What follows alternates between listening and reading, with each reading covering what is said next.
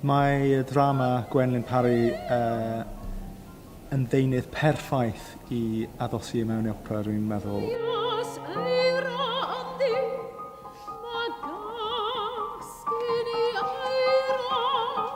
Mae libretto Gwyneth yn arbennig o faes Drolgar.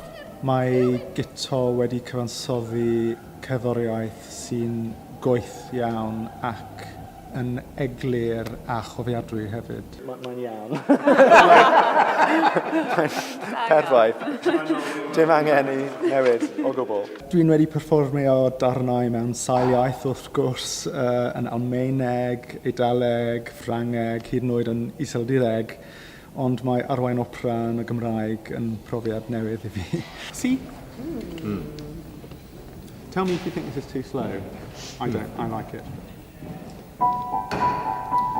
Dwi ddim yn siarad Cymraeg fel mamiaith ac mae paratoi ar gyfer y tŵr wedi bod yn heriol ond heb bleserus a chyffrous. Y rôl yr arweinydd yw i baratoi y cantorion ac i paratoi y cerddorfa hefyd ac i weithio gyda Nicky, y repetitor, i edrych ar ôl y sgôr gito. Yn Saesneg, to police the score. Play it there. Is that the most useful thing? Yeah. Okay. Yeah. So I'll definitely play that. And then you've got...